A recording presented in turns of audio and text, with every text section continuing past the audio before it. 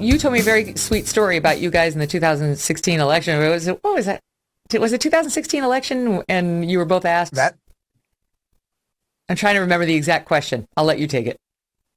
Oh, well, are you talking about the Trump question you're asking us about? I don't know. It's about wasn't it like who would you sleep with if you went on the crossover tour? Oh, no, that was at our wedding.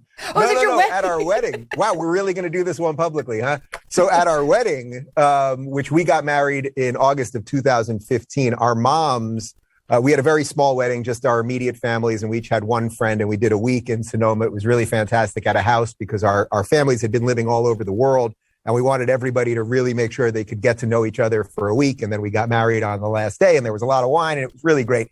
So on the last day before the wedding, our moms did a little newlywed game where they took each of us separately and asked us a whole bunch of different questions. And we didn't know what they asked us the same questions, but we didn't know what the questions were, obviously. And I didn't know that he was being asked questions or anything like that.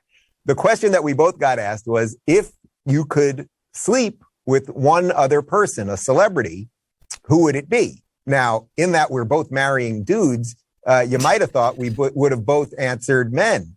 But no, we both, by total coincidence, and this was announced at the dinner after we got married and they were going through the game, we both said Megyn Kelly. This was meant to be. This was meant to be. It's an intellectual love affair. That's what it is. It's intellectual. This could get very awkward at our next dinner, but You know what? Well, here in Connecticut, we did actually find out that there's a healthy swinging population. No one's offered to me and to Doug to swing yet, nor will that go well if they do.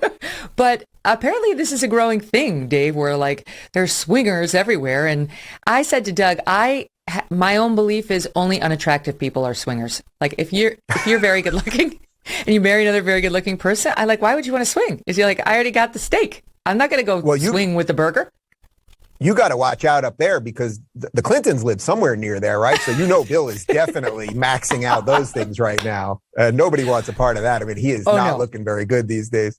If Bill and Hillary ask us to swing, we're doing it. We're not gonna see it through to the end, but we're definitely gonna see how far they're gonna take it. At what point is this gonna get shut down? Come on, wouldn't you like to see does Hillary have a sexual side? There's no way Hillary is a sexual being in any way, is there? No. There's 8 things that I could say right now that would probably get us all banned from Sirius and YouTube and everything else. So suffice to say, I don't want to do it with Hillary Clinton. Wait, here's another question for you. My friends and I were discussing this today. Very important text chain. When you see the couples where the one half wears the mask and the other half doesn't, and they're both young and they seem perfectly healthy. It's not like somebody's elderly.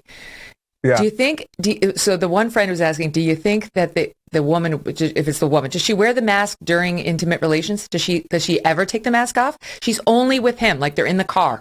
Does she wear it when they're intimate? And my other friend was like, they're not intimate. Those couples are not having sex. And I was like, that's the correct answer. Why would you share bodily fluids with somebody whose breath you won't intake?